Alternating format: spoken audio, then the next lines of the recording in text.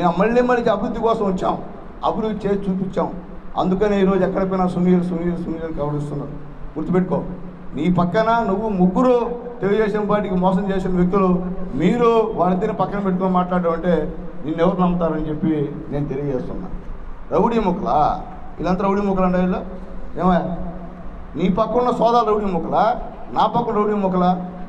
ఎప్పుడన్నా మేము 2 సంవత్సరాల్లో ఎక్కడైనా చిన్న విషయాలు చేసామా? గూడూరులో ఇంతకుముందు ఉండేది వైఎస్ఆర్ కాంగ్రెస్ పార్టీ, ఏమైనా రచ్చలేమైనా వచ్చాయా?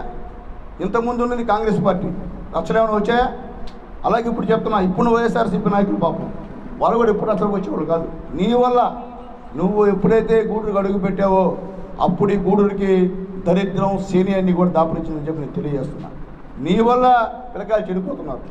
నువ్వు రౌడీలను ప్రోత్సహిస్తున్నావు, రౌడీని చేయమని చెప్పి ప్రోత్సహిస్తున్నావు. మేము ఆ రౌడీజాన్ని చేయాల్సిన అవసరం మాకు లేదు, చేయం కూడా.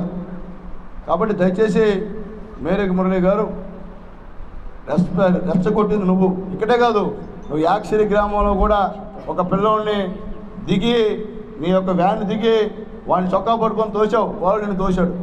నువ్వు ఒక ఎమ్మెల్సీవా లేకపోతే బజారు గుండావా? నువ్వు ఎమ్మెల్సీ స్థానంలో ఉండి నువ్వు ప్రజలు మాట్లాడతారప్ప, కడుపు పండుతా. మాకేం వైఎస్ఆర్సీపీ పనిచేయలేదంటే దిగి వాడిని తోసి నా కొడక అంటావా? నాకు అర్థం కదా. అంటే నీ కొడుకులా? ఆయన అడిగితే ప్రజలు ఏమైనా సమస్య అడిగితే నీ కొడుకులా? అంటే ప్రజలకి నిలదీసేయడం పరిస్థితి లేదా? నువ్వు మనం చూసుంటావు, మీ వైఎస్ఆర్సీపీ ఎమ్మెల్యేని చంపింది కొట్టిన ఒక సాధారణ మన కామన్ మ్యాన్. అర్థమైందా? బలవంతుడితో ఒక జనాలు కొడతారు. తెనాల్లో మీ ఎమ్మెల్యే వైఎస్ఆర్సీపీ ఎమ్మెల్యేని ఆయన జూలం నీలాగనే తొత్తరపట్టి ఒకరిని కొడితే అతను తీసి డంపగా కొట్టేవాడు. కాబట్టి నువ్వు ఏంది, నువ్వు ఎమ్మెల్సీ అంటే ఏమనుకున్నావు? నువ్వు పెద్ద పులివే, రాజువే, రారాజువే? ఎవరు నువ్వు చెప్పు, ఆలోచించు. కాబట్టి ఇది మంచి పద్ధతి కాదని చెప్పి నేను తెలియజేస్తున్నా. అట్లాగే నీతులు వల్లించేటువంటి ఓ పెద్ద మనిషి, ఓ బుల్లి మనిషి చింతవరంలో మా తెలుగుదేశం పార్టీ కార్యకర్త జాలాది గోపాల్ని నువ్వు ఈరోజు మీ వైఎస్ఆర్సీపీ నాయకుడి చేత కొట్టించావు.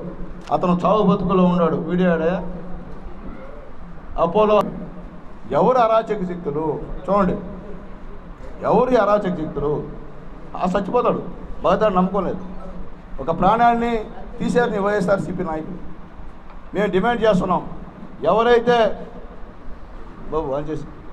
జాలాది గోపాల మీద హత్యా ప్రయత్నం చేసి దాడి చేశారో వాళ్ళని వెంటనే పోలీస్ కస్టడీలోకి తీసుకోవాలని కోరుతున్నాం. ఈ అంజిరెడ్డి ఇప్పుడుదా కేసు కట్టలా, హాస్పిటల్లో వాళ్ళు ఉంటే ఇప్పుడుదా కేసు కట్టలా, కేసు తీసుకోవాలా అంటే అర్థమైంది. అంజిరెడ్డి ఎందుకు వచ్చాడు ఇక్కడికి? ఏం చేసేదానికి వచ్చాడు? వైఎస్ఆర్సీపీ నాయకులను చంపేదానికి వచ్చాడా? ఆయన పైన నీ పెద్ద జాలితనం. అంటే మా పార్టీ కార్యకర్తలు యాడి చేస్తే మేము సన్మానాలా? సరే చూపించు, నీ కార్యకర్తకి దెబ్బ తగిలిందో? నా కార్యకర్తకి దెబ్బ తగిలింది, ఇంకో కార్యకర్తకి తల పగిలిపోయింది.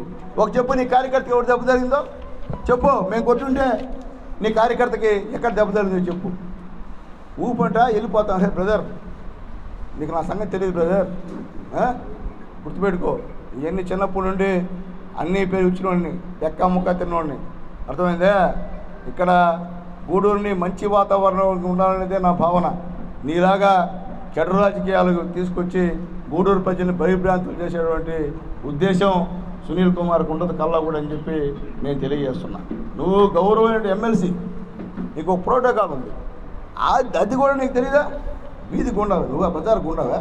కొడతావా ప్రజలు అడిగితే, సమస్య అడిగితే? ఎంతవరకు సమాచారం తెలియజేస్తున్నాను. కాబట్టి దయచేసి వెంటనే చిలకూరు ఎస్ఐ అంజిరెడ్డి గారిని సస్పెండ్ చేయాలని చెప్పి నేను తెలియజేస్తున్నా. అట్లాగే అన్యాయం ఏంటంటే మీ నాయకులు, మీ అరాచక శక్తులు ఎప్పుడు లేని విధంగా ఈరోజు మా తెలుగుదేశం పార్టీ మండల పార్టీ అధ్యక్షుడు వెంకటేశ్వర రెడ్డి గారి రొయ్యల గుంటలో విషం కలిపారు. చూడండి, ఎవరు అరాచకతో ఆలోచించండి. మొత్తం చచ్చిపోయింది పిల్లంతా. ఎవరు దీనికి సమాధానం చెప్పండి?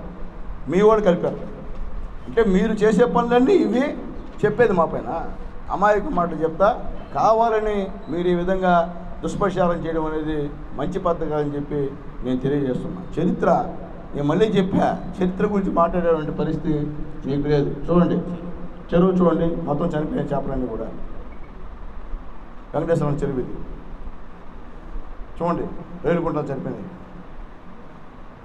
నీకు చెప్పే చరిత్ర లేదు బ్రదర్.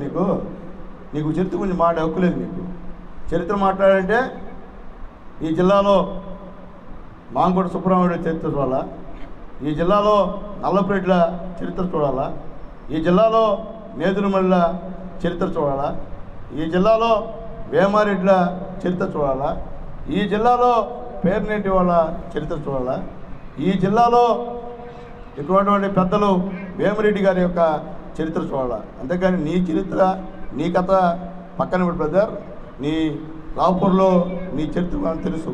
తెరగా తీర్చి చెప్తాను నీ చరిత్ర. కాబట్టి నువ్వు తెలుగుదేశం పార్టీ నాయకులను భయపించాలంటే ఇలాంటి వాళ్ళు 100 మంది రావాలి. అడిగి గుర్తుపెట్టుకో, మనమేమి పిల్లకాయలం కాదు, వీధి గుండాలు కాదు కుట్టుకునేదానికి. రాజకీయంగా చేయాలి. అంతేగాని వ్యక్తిగత దూషణలు పోవడం కానీ అట్లాగే కొట్టుకునేది రా అని చెప్పేదాన్ని కానీ ఆ పరిస్థితి వచ్చావంటే నువ్వు ఎంత మైండ్ ఎంత చితికిపోయిందో నాకు అర్థమవుతుంది. నీకు చిన్న మీద చితికిపోయింది, ఓటమి భయం ఎక్కువైపోయింది. నువ్వేం చేస్తావు నీకే అర్థం కావట్లే. 2 రోజులు తిరుగుతావు ప్రచారం, 3 రోజులు ఆగిపోతావు. అదేంటి అర్థం కావట్లే. అదేంటి మేము అరుస్తామంట, పోలీసులు వస్తే వెళ్ళిపోతామంట. పోలీసులు నుంచి భయపడే పరిస్థితి కాదు బ్రదర్ మాది. చిన్నప్పుడు ఉద్యమాలు చేసాం, పోలీసుల దగ్గర దెబ్బలు తిన్నాం, అర్థమైందా, అన్నీ చేసాం. కాబట్టి అంజిరెడ్డి అనే అతను నా చెయ్యి పట్టుకొని లాగి నన్ను దుర్భాషలాడింది వాస్తవం. నేను నువ్వు తిట్టావనో లేదా నీ పక్కన ఉంటే ఇంకా తిట్టాను నేను చెప్పలేదే. నేను చెప్పాను మీ పైన ఉన్నా, నేను చెప్పనంత అవసరం నాకు. కాబట్టి అలాంటి ఆఫీసర్ని పెట్టుకొని నువ్వు వైఎస్ఆర్సీపీ చొక్కాలు వేసుకొని డిఎస్పీని పెట్టుకున్నావు. 6 మంది పైన మా బాబు పైన కేసులు బుక్ చేస్తాయి ఈరోజు. పోలీసు వ్యవస్థ అంత హీనంగా తయారైపోయింది ఈ వైఎస్ఆర్సీపీ వచ్చినప్పటి నుంచి. ఎందుకంటే డిఎస్పీ దీనికి కారణం. డిఎస్పీ ఒక తీవ్ర పొలిటికల్ వైఎస్ఆర్సీపీ ఉగ్రవాది. కాబట్టి ఆయన కనుసంగంలో ఈ సిఐలు ఎస్ఐలు మొత్తం కూడా ఉన్నారు. కొంతమంది పోలీసులకు పాపం ఆయన విధానం నచ్చక వాళ్ళు కూడా మల్లగుల్లాలు పడుతున్నటువంటి మాట వాస్తవం. ఆ పోలీస్ సోదరులకి మాత్రం నేను ప్రత్యేకంగా ధన్యవాదాలు తెలియజేస్తున్నా. కాబట్టి ఎన్నిసార్లు మేము ఎలక్షన్ కమిషన్కి కంప్లైంట్ చేసినా ఈ డిఎస్పీ పైన, ఈ సిఐ పైన, ఈ ఎస్ఐ పైన ఇంతవరకు కూడా చర్యలు తీసుకోకపోవడం అన్యాయం. ఇప్పుడైనా సరే చర్యలు తీసుకోవాలి. ఎందుకంటే సమస్యను సృష్టించేది మీరే, ఆ సమస్యను మా పైన రుద్దేది మీరే. కాబట్టి ఎంక్వైరీ పెట్టండి, ఎంక్వైరీ చేయండి. ఎవడు నిజంగా ఈ యొక్క సమస్యను సృష్టించాడో కూడా మీకు పూర్తిగా అర్థమవుతుందని చెప్పి నేను మిమ్మల్ని అందరినీ కోరుకుంటున్నా. అలాగే ముఖ్యంగా వేస్ట్ అతని గురించి మాట్లాడడం పరం వేస్ట్. దాని ఉపయోగంలో పాడులే, దాంట్లో ఏమే పసలే అని వెన్నెముక లేని వాళ్ళ గురించి మాట్లాడడం అసలు కూడా అంతకన్నా మాకు మంచి పద్ధతి కాదు. కాబట్టి నేను చెప్పేది ఒకటే, ఈరోజు గూడూరు నియోజకవర్గంలో దాదాపు అందరూ మా తెలుగుదేశం పార్టీని ఆదరించి ఓట్లు వేసినందుకు నా గూడూరు ప్రజానాయకానికి అందరూ కూడా నేను మనస్ఫూర్తిగా శిరస్సు వంచి ధన్యవాదాలు తెలియజేస్తున్నా.